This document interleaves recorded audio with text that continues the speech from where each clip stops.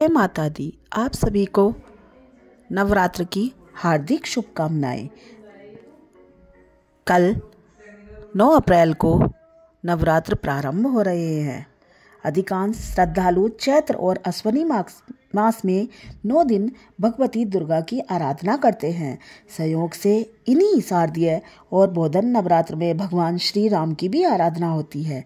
नवरात्र के संबंध में पौराणिक कथाओं के अतिरिक्त निम्नलिखित कथा भी है। देवताओं के गुरु बृहस्पति ने सृष्टि को बनाने वाले ब्रह्मा जी से पूछा कि हे ब्रह्मा, आप सभी शास्त्रों को जानने वाले हैं, आप कृपा कर बताएं कि माँ भगवती को प्रसन्नता के लिए किए जाने वाले नवरात्र व्रत क्यों किए जाते हैं। इस व्रत को पहले किसने किया और इस व्रत का फल क्या है। श्री ब्रह्मा जी ने कहा, हे देवगुरु, तुमने जगत के कल्याण के लिए बहुत अच्छा प्रश्न किया है। प्रत्येक वर्ष में 4 बार नवरात्र व्रत होते हैं।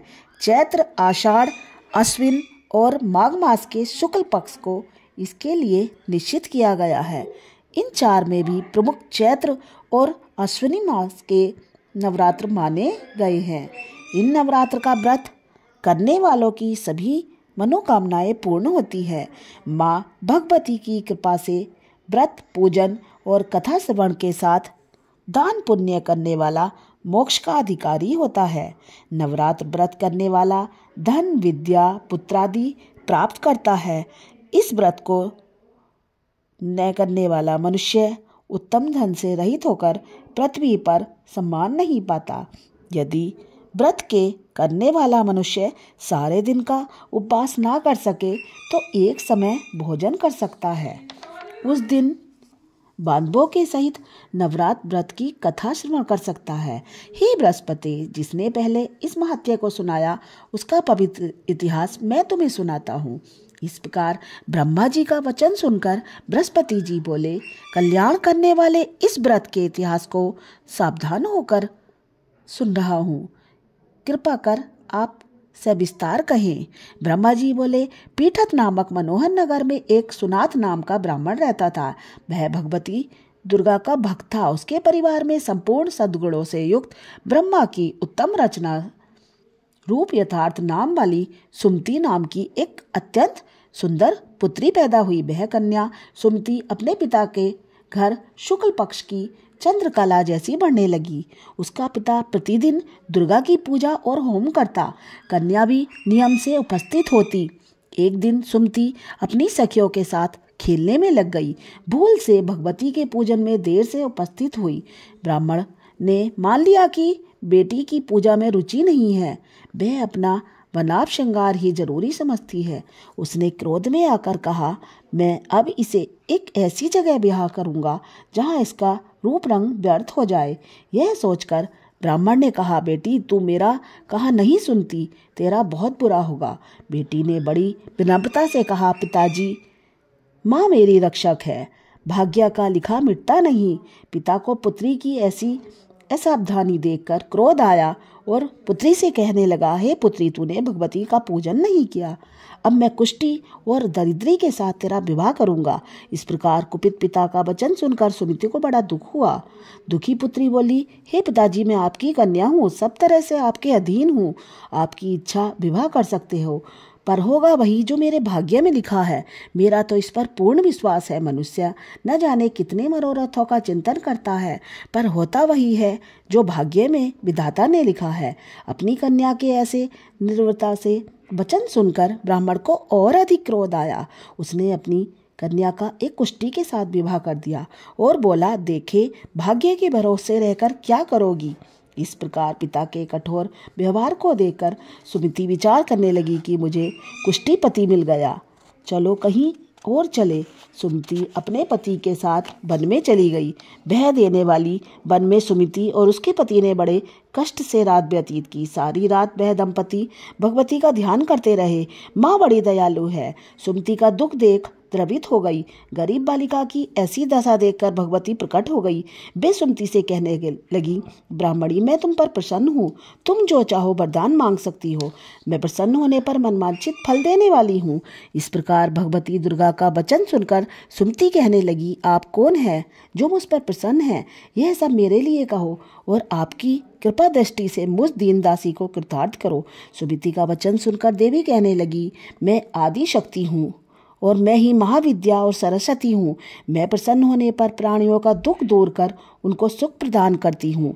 मैं ही महाविद्या, मैं ही महासरस्वती हूँ। मैं प्रसन्न होने पर प्राणियों का दुख दूर करके उन्हें सुख प्रदान करती हूँ। सुमति माँ के चरणों में गिर गई। उसने हाथ जोड़कर पूछा, हे माँ, किन कारणों से मेरी यह दुर्गति हुई है? सुमति माँ के चरणों में पड़ी रही। माँ ने कहा, उसने कहा, मैंने इस जन्म में कोई पाप नहीं किया। आप कृपया कर मेरा पूर्व जन्म बताए। भगवती ने कहा, मैं तुम्हारे पूर्व जन्म का वृतांत सुनाती हूँ। पूर्व जन्म में तू भील की स्त्री थी और पतिव्रता थी। एक दिन तेरे पति निषाद ने चोरी की। चोरी करने के कारण तुम दोनों को सिपाहियों ने पकड़ लिया और कैद कर दिया। उन लोगों ने तुमको और तेरे पति को भोजन नहीं दिया। भाग्य से वह नवरात्र थे। नवरात्र में तुम्हें न तो कुछ खाने को मिला और न ही जल। इस प्रकार 9 दिन तक नवरात्र का व्रत हो गया। हे सुमति, उन दिनों में जो व्रत हुआ, उस व्रत के प्रभाव से प्रसन्न होकर तुम्हें उत्तम परिवार मिला था। उसी जन्म के व्रत के प्रभाव से मैंने दर्शन दिए हैं। अब तुम्हें मनवांछित वस्तु मिल रही है। तुम्हारी जो इच्छा हो सो मांगो। इस प्रकार दुर्गा के वचन सुनकर सुमति बोली, अगर आप मुझ पर प्रसन्न हैं तो हे दुर्गे, कृपया कर मेरे पति का कोढ़ दूर करो। देवी कहने लगी, उन दिनों में जो तुमने व्रत किया, उस व्रत के मात्र 1 दिन का पुण्य अपने पति का कोढ़ ठीक करने के लिए अर्पण करो। मेरे प्रभाव से तेरा पति कोढ़ से रहित हो जाएगा। माँ दुर्गा की महिमा अपार है। किसी भी जन्म में किया हुआ पुण्य, उसका नाम स्मरण व्रत भक्तों को मनचाहा वरदान देता है। श्री ब्रह्मा जी ने कहा, देवी के वचन सुनकर सुमति बहुत प्रसन्न हुई। अपने पति को निरोग करने की इच्छा से माँ दुर्गा को प्रणाम कर बोली, माँ, तुम मुझ पर कृपा करो और अपने पूजन का फल दो। मेरे पति को निरोग कर दो। सुमति के पति का शरीर भगवती दुर्गा की कृपा से कांति युक्त हो गया। पति की मनोहर देह को देखकर सुमति माँ की स्तुति करने लगी। उसने कहा, हे दुर्गे, आप दुर्गति को दूर करने वाली, तीनों जगत का संताप हरने वाली, समस्त दुखों को दूर करने वाली, रोगी मनुष्य को निरोग करने वाली, प्रसन्न होने पर मनवांछित वस्तु देने वाली और दुष्ट मनुष्य का नाश करने वाली हो। सारे जगत की तुम ही माता और तुम ही पिता हो। हे अम्बे, मेरे छोटे से अपराध पर मेरे पिता ने मुझे कुष्ठी के साथ मेरा विवाह कर दिया। आपने मेरा उद्धार किया है। हे देवी, मैं आपको प्रणाम करती हूँ। मुझे 3 की रक्षा करो। इस प्रकार वंदना कर सुमति माँ के चरणों में गिर पड़ी। ब्रह्मा जी बोले, बृहस्पति, सुमति ने मन ही मन देवी की स्तुति की। देवी बहुत संतुष्ट हुई। तब ब्राह्मणी से बोली, हे ब्राह्मणी, तेरे उद्दालक नाम का अति बुद्धिमान, धनवान, कीर्तिमान और जितेंद्रिय पुत्र होगा। ऐसा कहकर देवी उस ब्राह्मणी से फिर कहने लगी, हे ब्राह्मणी, और भी कुछ तेरी इच्छा हो तो मांग सकती है। भगवती दुर्गा के वचन सुनकर सुमति बोली, हे दुर्गे, अगर आप मुझ पर प्रसन्न हैं तो कृपा कर मुझे नवरात्र विधि बताइए। हे दयावती, जिस विधि से नवरात्र व्रत करने से आप प्रसन्न होती हैं, उस विधि को और उसके फल का विस्तार वर्णन कीजिए। ब्राह्मणी के वचन सुनकर दुर्गा कहने लगी, हे ब्राह्मणी, मैंने तुम्हारे लिए संपूर्ण पापों को दूर करने वाली नवरात्र विधि को बताती हूँ, जिससे मनुष्य के पापों से छूट मोक्ष की प्राप्ति होती है। अश्विन मास के शुक्ल पक्ष की प्रतिपदा से लेकर 9 दिन तक विधि पूर्वक व्रत करें। यदि दिन भर व्रत ना कर सके तो एक समय भोजन करें। योग्य ब्राह्मण से पूछकर घट स्थापना कर सके और वाटिका बनाकर उसको प्रतिदिन जल से सींचे। महाकाली, महालक्ष्मी और महासरस्वती, इनकी मूर्तियां बनाकर नित्य विधि सहित पूजा करे। विधि पूर्वक अर्घ्य दे। फूलों से अर्घ्य देने से रूप की प्राप्ति होती है और जायफल से कीर्ति और दाख से कार्य की सिद्धि होती है। आंवले से सुख मिलता है और केले से आभूषण मिलते हैं। इस प्रकार फलों से अर्घ्य देने से यथाविधि हवन करें। खांड, घी, गेहूं, शहद, जौ, तिल, नारियल, दाख और कदम से हवन करें। गेहूं से होम करने से लक्ष्मी की प्राप्ति होती है। खीर से परिवार वृद्धि, चंपा के पुष्पों से धन और सुख की प्राप्ति होती है। आंवले से कीर्ति होती है।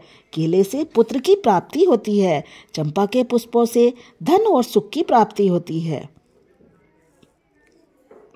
कमल से राज सम्मान और दाखों से सुख और संपत्ति की प्राप्ति होती है। खांड, घी, नारियल, शहद, जौ और तिल, इन सब तथा फलों से होम करने से मनवांछित वस्तु की प्राप्ति होती है। व्रत करने वाला मनुष्य इस विधान से होम कर आचार्य को अत्यंत नम्रता के साथ प्रणाम करे और यज्ञ की सिद्धि के लिए उसे दक्षिणा दे। इस महाव्रतियों को पहले बताई हुई विधि के अनुसार जो कोई करता है उसके सब मनोरथ सिद्ध हो जाते हैं। इसमें तनिक भी संशय नहीं है। इन 9 दिनों में जो कुछ दान दिया जाता है उसका करोड़ों गुना फल मिलता है। नवरात्र के व्रत करने से अश्वमेध यज्ञ का फल मिलता है। नवरात्र में भगवती के पूजन हवन की यह विधि जान ब्राह्मणी प्रसन्न हो गई। हे देव गुरु बृहस्पति, संपूर्ण कामनाओं को पूर्ण करने वाले इस उत्तम व्रत को तीर्थ देवी मंदिर अथवा सुविधा हो तो घर में ही पूजा विधि के अनुसार करना चाहिए। कुछ लोग कवच, कीलक, अर्घ्य स्रोत का पाठ करते हैं, हवन करते हैं, पुराण पाठ के साथ भगवती का पूजन करते हैं। नवरात्र विधि की फल बताकर देवी अंतर्ध्यान हो गई। जो पुरुष या स्त्री इस व्रत को भक्ति पूर्वक करते हैं वह इस लोक में सुख पाकर अंत में मोक्ष को प्राप्त होते हैं। बोलो शेरा वाली माता की जय। जय हो मेरी माता रानी की।